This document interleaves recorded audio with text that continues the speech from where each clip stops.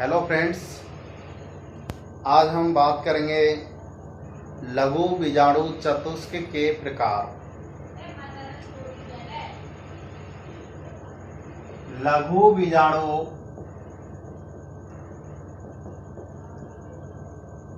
चतुष्क के प्रकार। यदि हम लघु बीजाणु चतुष्क की बात करते हैं तो लघु बीजाणुओं की व्यवस्था के क्रम अनुसार लघु बीजाणु चतुष्क है यह 5 प्रकार का होता है। कितने प्रकार का होता है? 5 प्रकार का। जो लघु बीजाणु होते हैं उनकी व्यवस्था के क्रम अनुसार लघु बीजाणु चतुष्क है यह 5 प्रकार का होता है। नंबर 1 पर है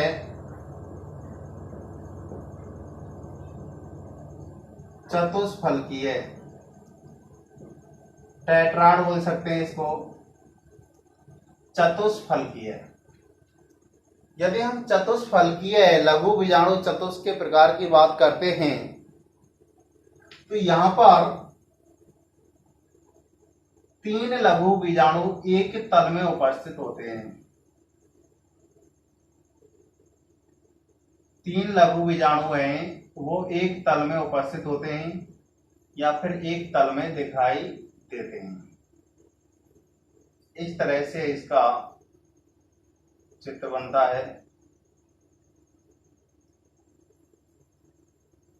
देखो यहां पर एक तल में कितने लघु बीजाणु दिखाई दे रहे हैं? 1 2 3, लेकिन चौथा इनके पीछे स्थित होता है जिसे हम क्या कहते हैं? चतुष्फलकीय कहते हैं। जैसे मैथेन की संरचना केमिस्ट्री में पढ़ी होगी तो कैसी होती है? चतुष्फलकीय होती है। इस तरह से मैथेन की क्या होती है? संरचना होती है। कार्बन की कितनी वैलेंसी होती है? 4 होती है संयुक्ता। जो चौथी है वो इनके पीछे होती है। ठीक है, तो वो उसको हम दिखा नहीं सकते हैं। यदि हम एग्जाम्पल की बात करते हैं तो इसमें एग्जाम्पल अधिकांश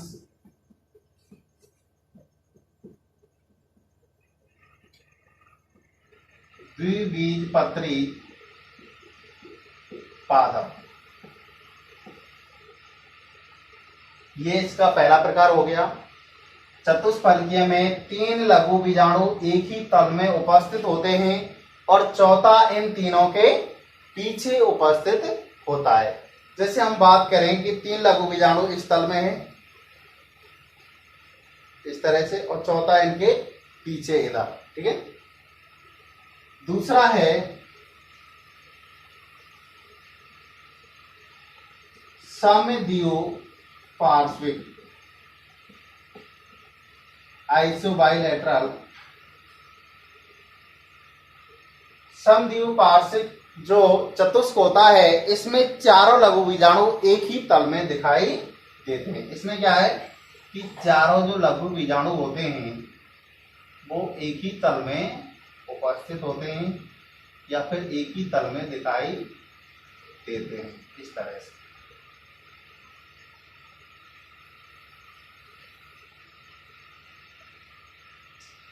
तरह से ये 4 लघु बीजाणु एक ही तल में दिखाई देते हैं। यदि हम यहाँ पर एग्जाम्पल की बात करते हैं तो इसका एग्जाम्पल है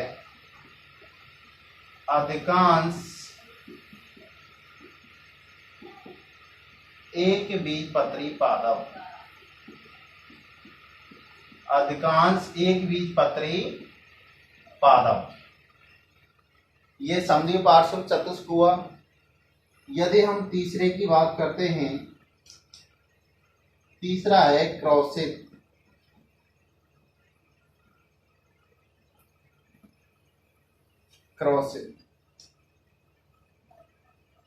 इसमें क्या होता है कि इसमें लघु बीजाणुओं के 2 युग्म पाए जाते हैं। कितने युग्म पाए जाते हैं? 2। यदि हम चतुष्क की बात करें तो चतुष्क में लघु बीजाणुओं की संख्या कितनी होती है? चतुष्क मतलब 4 होते हैं। ठीक है, तो यहाँ पर 2 युग्म पाए जाते हैं। एक युग्म में 2 तो दूसरे में भी 2, टोटल कितने हो गए? 4। तो दो युग्म एक दूसरे की समकोण पर पाए जाते हैं। किस तरह से पाए जाते हैं? एक दूसरे के समकोण पर। ये ऐसे समकोण हो गया, ठीक है, एक दूसरे के समकोण पर पाए जाते हैं। इस तरह से ये 90 डिग्री का कोण हो गया तो समकोण हो गया, ठीक है। अब इसमें होता क्या है, इसका जो ऊपरी युग्म होता है उसमें तो दोनों लघु बीजाणु दिखाई देते हैं। ये वाला जो युग्म है ऊपरी वाला, इसमें तो दोनों लघु बीजाणु दिखाई देते हैं, लेकिन जो नीचे वाला युग्म होता है उसमें केवल और केवल एक ही लघु बीजाणु दिखाई देता है और एक इसके पीछे स्थित होता है, ठीक है। तो उसको हम दिखा नहीं सकते यहाँ पर। क्रॉस किसे कहेंगे हम? कि इसमें लघु बीजाणुओं के दो युग्म होते हैं, एक ऊपरी युग्म और एक निचला युग्म। ऊपरी युग्म में तो दोनों लघु बीजाणु दिखाई देते हैं, लेकिन निचले वाले में केवल एक लघु बीजाणु दिखाई देता है और एक इसके पीछे स्थित होता है, ठीक है। यदि हम एग्जाम्पल की बात करते हैं, यहां पर एग्जाम्पल है मैग्नोलिया। मैग्नोलिया,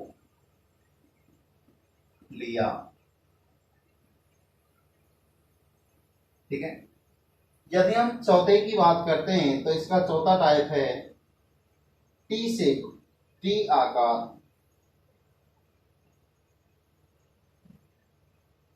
टी आकार का जो चतुष्क होता है इसमें दो दो लघु बीजाणुओं के युग्म पाए जाते हैं, या फिर जो दोनों लघु बीजाणु होते हैं,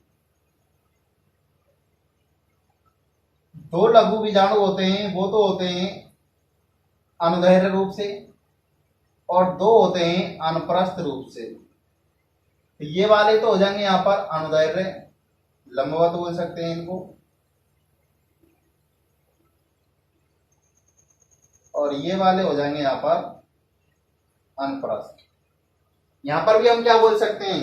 दो युग्म बोल सकते हैं, या फिर हम ऐसे बोल सकते हैं कि दो लघु बीजाणु अनुदैर्घ्य और दो लघु बीजाणु कैसे होते हैं? अनुप्रस्थ रूप से उपस्थित होते हैं। तो इसको हम क्या कहते हैं? टी आकार, टी शेप्ड कहा जाता है। यदि हम यहां पर एग्जाम्पल की बात करते हैं, एग्जाम्पल है यहां पर एरिस्टोलोगिया। एरिस्टोलोगिया, एक हो जाएगा ब्यूटोमोप्सिस। ब्यूटोमोप्सिस,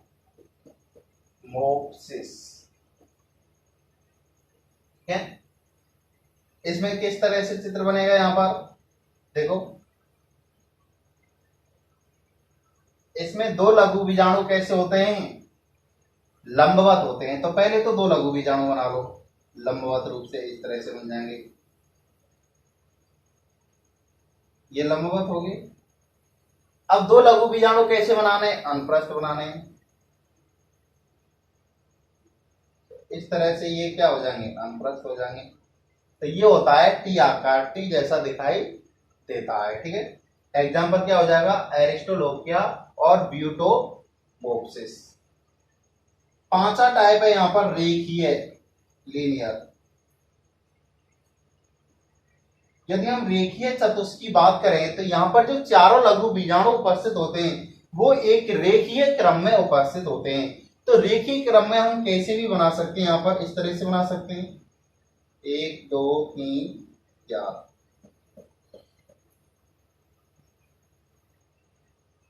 ये चारों लघु बीजाणु कैसे हैं? एक सीधी रेखा में, या फिर हम इसको ऐसे बना सकते हैं 1 2 3 4। कैसी बना लो, लंबवत बना लो या अनुप्रस्थ बना लो या फिर तिरछा बना लो, ऐसे बना सकते हैं। मतलब एक सीधी रेखा में उपस्थित होने चाहिए, इस तरह से। यहाँ पर देखो, ये चारों लघु बीजाणु एक सीधी रेखा में, ये भी चारों एक सीधी रेखा में, ऐसे भी ये भी सीधी रेखा में, ठीक है। और यहाँ पर एग्जाम्पल की बात करते हैं तो एग्जाम्पल होता है हेलोफिला। कौन होता है? हेलोफिला, ठीक है। तो इस तरह से 5 लघु बीजाणु चतुष्क के प्रकार होते हैं, ठीक है। फिर से एक और दोबारा से देखते हैं इसको। लघु बीजाणु चतुष्क के प्रकार लघु बीजाणुओं की व्यवस्था के आधार पर 5 प्रकार के होते हैं। जो चतुष्क है, जो 4 लघु बीजाणु होते हैं, उनकी अलग अलग व्यवस्था है, तो उस आधार पर ये 5 प्रकार के हैं। पहला है चतुष्फलकीय है। इस प्रकार में क्या होता है कि 3 लघु बीजाणु एक तल में उपस्थित होते हैं, मतलब एक तल में दिखाई देते हैं, और चौथा लघु बीजाणु इन तीनों के पीछे स्थित होता है। एग्जाम्पल अधिकांश द्विबीजपत्री पादप। दूसरा है समद्वीप पार्श्विक। समद्वीप पार्श्विक में क्या है कि चारों ही लघु बीजाणु एक ही तल में उपस्थित होते हैं, या फिर चारों लघु बीजाणु एक ही तल में दिखाई देते हैं। एग्जाम्पल अधिकांश एकबीजपत्री पादप। वो तीसरा है क्रॉसित। क्रॉसित में क्या होता है कि यहाँ पर लघु बीजाणुओं के 2 युग्म एक दूसरे के समकोण पर उपस्थित होते हैं। तो यहाँ पर 2 युग्म हो गए, एक ऊपरी युग्म हो गया और दूसरा निचला युग्म हो गया, ठीक है। जो ऊपर का युग्म है इसमें दोनों लघु बीजाणु दिखाई देते हैं, लेकिन निचले वाले युग्म में केवल और केवल एक लघु बीजाणु दिखाई देता है।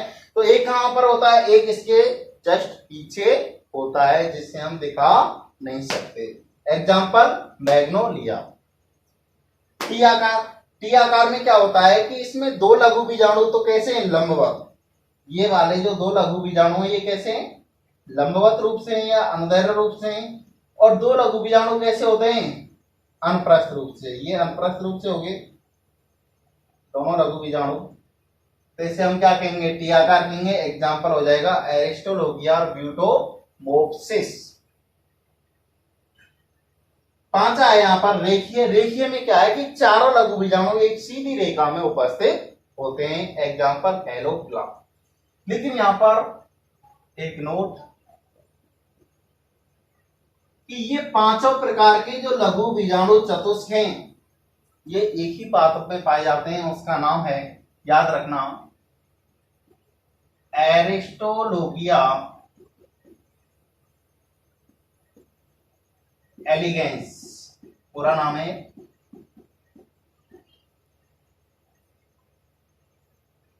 एरिस्टोलोगिया एलिगेंस में ये 5 प्रकार के लघु बीजाणु चतुष्क पाए जाते हैं। चतुष्फलकीय भी मिलेगा इसमें, समद्वीप पार्श्विक भी मिलेगा, क्रॉसित, टी आकार और रेखीय। ध्यान रखना।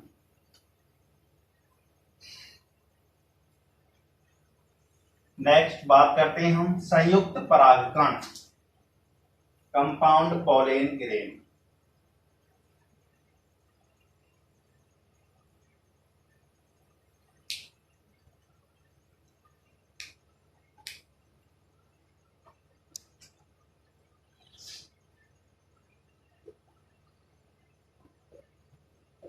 संयुक्त परागकण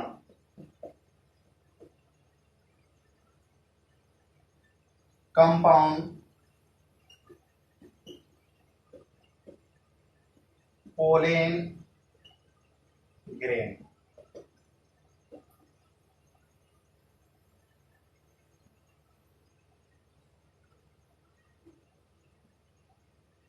कंपाउंड पोलेन ग्रेन क्या होता है कि जो चारों जो लघु बीजाणु चतुष्क होते हैं वो संयुक्त रूप से पाए जाते हैं, एक संग पाए जाते हैं। जैसे यहां पर हम बात करें, कोई से भी प्रकार की बात कर सकते हैं। यहां पर रेखीय ले लिया जैसे हमने, तो ये जो चारों लघु बीजाणु हैं ये संयुक्त रूप से पाए जा रहे हैं, एक दूसरे से क्या है, ये जुड़े हुए हैं, एक दूसरे से जुड़े हुए हैं, ठीक है। तो इसको हम क्या कहेंगे, संयुक्त रूप कहेंगे, ठीक है।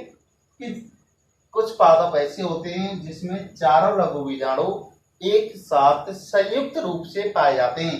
जब ये संयुक्त रूप से पाए जाते हैं तो उसे हम क्या कहते हैं, संयुक्त परागकण कहते हैं। तो यहाँ पर जो एग्जाम्पल दे रखे हैं वो है ड्रोसेरा,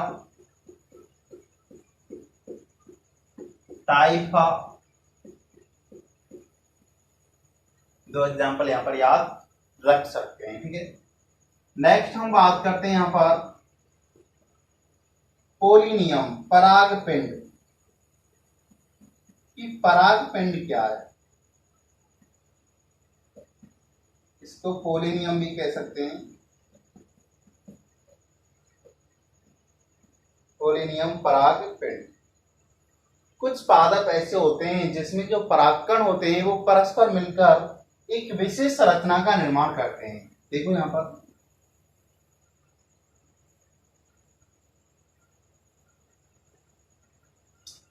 ये जो संरचना दिखाई दे रही है यही क्या कहलाएगी, यहाँ पर पराग पिंड कहलाएगी। क्या कहलाएगी?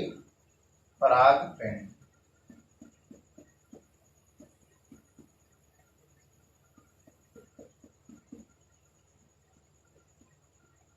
देखो यहाँ पर ये कौन हो जाएंगे, अंदर परागकण हो जाएंगे। ये क्या हो जाएंगे? परागकण हो जाएंगे। और ये पूरी संरचना क्या कहलाएगी? पराग पिंड कहलाएगी। क्या कहलाएगी? पराग पिंड। कुछ पादप ऐसे होते हैं जिसमें जो परागकण है वो परस्पर मिलकर एक विशिष्ट संरचना का निर्माण करते हैं, उसी को हम क्या कहते हैं? पोलिनियम कहते हैं, पराग पिंड कहते हैं। जो एग्जाम्पल है इसका वो है आक। गांव में देखा होगा अकौआ बोलते हैं, अकौटा, जिसमें से दूध निकलता है सफेद सफेद सा, ठीक है, अकौटा। उसमें देखे होंगे फुंदले उसके, इसी तरह से होते हैं, ठीक है। वो संयुक्त परागकण होते हैं, संयुक्त नहीं, पराग पिंड, पोलिनियम संरचना कहलाती है। इस तरह की संरचना होती है, बहुत सारे परागकण होते हैं, परस्पर मिलकर ऐसी संरचना का निर्माण करते हैं। नेक्स्ट हम बात करते हैं यहाँ पर बहुबीजाणुता कि बहुबीजाणुता क्या है? पॉलीस्पोरी कहते हैं इसको। क्या कहते हैं? पॉलीस्पोरी। पॉलीस्पोरी बहुबीजाणुता ये क्या है? ये बुक में दे रखे हैं, बीच में बुक में दे रखे हैं बीच में, ठीक है, कोई टॉपिक नहीं है अलग से। जो लघु बीजाणु चतुष्क के प्रकार हैं उसके जस्ट बाद ही दे रखे हैं संयुक्त परागकण क्या है, एक पैराग्राफ में, परागपिंड और बहुबीजाणुता। बहुबीजाणुता की बात करें हम पॉलीस्पोरी की, कि जो लघु बीजाणु चतुष्क होता है उसमें कितने लघु बीजाणु होते हैं? 4। कितने होते हैं? 4। एक लघु बीजाणु चतुष्क में 4 लघु बीजाणु होते हैं। जब लघु बीजाणु चतुष्क में 4 से अधिक लघु बीजाणुओं की संख्या उपस्थित होती है तो उसी को हम क्या कहते हैं? बहुबीजाणुता कहते हैं। अब 4 नहीं, 4 से अधिक लघु बीजाणु उपस्थित हैं जिसे हम क्या कहते हैं? बहुबीजाणुता कहते हैं। और यहाँ पर जो एग्जाम्पल है वो है अमरवेल। क्या है? अमरवेल। ये याद रखना है, नीट के लिए इंपॉर्टेंट है। अमरवेल में 11 लघु बीजाणु एक साथ पाए जाते हैं। कितने? 11 लघु बीजाणु एक साथ पाए जाते हैं, ठीक है, ये याद रखना है। यहाँ पर संयुक्त परागकण में क्या है कि जो परागकण होते हैं या लघु बीजाणु होते हैं वो संयुक्त रूप से होते हैं, ठीक है। जो चारों होते हैं वो संयुक्त रूप से होते हैं, जिसे हम क्या कहते हैं? संयुक्त परागकण कहते हैं, ड्रोसेरा और टाइफा। परागपिंड में क्या है कि कुछ पादप ऐसे हैं उसमें जो परागकण होते हैं परस्पर मिलकर एक विशिष्ट संरचना का निर्माण करते हैं, उसे हम क्या कहते हैं? परागपिंड। तो यहाँ पर क्या आ जाएगा? एग्जाम्पल आंख हो जाएगा। आंख को हम क्या कहते हैं? कैलोट्रोपिस। क्या कह सकते हैं? कैलोट्रोपिस भी कह सकते हैं। इसी को मदार भी कहा जाता है। क्या कहा जाता है? मदार। और पोलिनियम या परागपिंड का जो दूसरा एग्जाम्पल है वो हो जाएगा ऑर्किड्स। क्या हो जाएगा? ऑर्किड्स। ऑर्किड्स एक अधिपादप है। अधिपादप मतलब पादप के ऊपर पाया जाता है, ठीक है, किसी दूसरे पादप के ऊपर पाया जाता है। ऑर्किड्स को क्या कहा जाता है? अधिपादप, ठीक है। बहुबीजाणुता क्या है? पॉलीस्पोरी। पॉलीस्पोरी में क्या होता है कि लघु बीजाणु चतुष्क में तो 4 लघु बीजाणु होते हैं, जब उसमें 4 से अधिक लघु बीजाणु की संख्या होती है तो उसी को हम क्या कहते हैं? बहुबीजाणुता या पॉलीस्पोरी कहते हैं। फॉर एग्जाम्पल क्या हो जाएगा यहाँ पर? अमरवेल, ठीक है।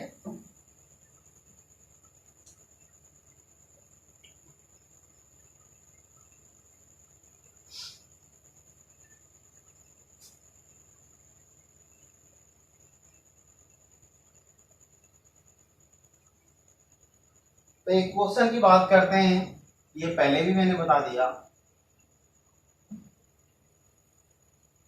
कि ये गेहूं का पादप है। बुक में जो ऑब्जेक्टिव जो क्वेश्चन है उसका उसमें से कि गेहूं के 100 परागकण निर्माण हेतु कितने अर्धसूत्री, अर्धसूत्री मतलब मियोसिस, कितने अर्धसूत्री विभाजन की आवश्यकता होगी, की आवश्यकता होगी।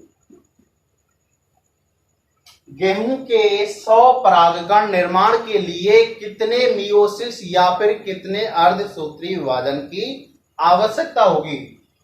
तो यहां पर अर्धसूत्री विभाजन निकालने के लिए या फिर वो पूछे, उल्टा पूछे कि 10 अर्धसूत्री विभाजन से कितने परागकणों का निर्माण होगा, ठीक है, या फिर ऐसे पूछे, तो इसके लिए हमें जानना है लघु बीजाणु जनन, जो कि मैं पहले पढ़ा चुका हूं। लघु बीजाणु जनन क्या होता है कि उसमें जो एक पीएमसी होती है, पीएमसी मतलब पोलिन मदर सेल या फिर हम बोलते हैं इसको पराग मात्र कोशिका, तो एक पराग मात्र कोशिका एक मियोसिस या फिर एक अर्धसूत्री विभाजन के द्वारा ये द्विगुणित होती है, 2n इसका गुणता 4 अगुणित लघु बीजाणुओं का निर्माण करती है। अगुणित का गुणता n बोलते हैं इसको, इस तरह से।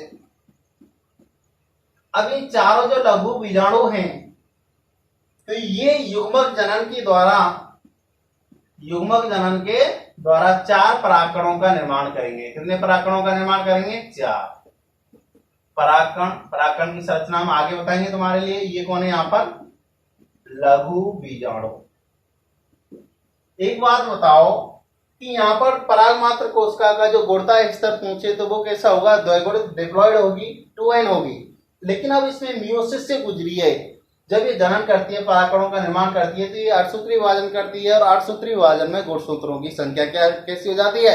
आधी हो जाती है, ठीक है। ये हम 11th में पढ़ चुके हैं। तो यहाँ पर एक पराग मात्र कोशिका से कितने बने? यहाँ पर एक मियोसिस के द्वारा 4 लघु बीजाणु बनने। कितने बनने? 4। जब एक बात बताओ, एक अर्धसूत्री विभाजन के द्वारा 4 परागकणों का निर्माण होता है, तो 100 परागकण निर्माण हेतु कितने अर्धसूत्री विभाजन चाहिए? 25। कितने चाहिए? 25। जब एक के द्वारा 4 तो 25 के द्वारा 25 चको 100, क्योंकि एक मियोसिस के द्वारा कितने बन रहे हैं? 4 बन रहे हैं, तो 25 मियोसिस के द्वारा कितने बनेंगे? 100 बनेंगे। कितने बनेंगे? 100। यदि वो लघु बीजाणु या फिर परागकण का गुणता स्तर पूछे तो कैसे होते हैं? अगुणित होते हैं, हैप्लॉइड होते हैं, ठीक है। यदि वो इस तरह से ना पूछे, इस तरह से पूछे कि एक परागमात्र कोशिका 10 मियोसिस से गुजरती है, कितने मियोसिस? 10 करती है, 10 अर्धसूत्री विभाजन या फिर 10 मियोसिस करती है, तो बताओ कितने परागकणों का निर्माण होगा? परागकण पूछे, इस बार मियोसिस नहीं पूछा है। तो हमें पता है कि एक मियोसिस से 4 बनते हैं, तो 10 से कितने बनेंगे? 40 परागकणों का निर्माण होगा। ठीक है, आज की वीडियो को यही समाप्त करते हैं। कल हम पढ़ेंगे पराग कोश प्रस्फुटन कि पराग कोश स्फुटन क्या है। जो पढ़ा दिया है उसको ध्यान से पढ़ें और जो नोट्स हैं उनको साथ साथ उतारें, और नोट्स के साथ साथ 12th बायोलॉजी की बुक जरूर पढ़ें। ठीक है, थैंक यू, धन्यवाद।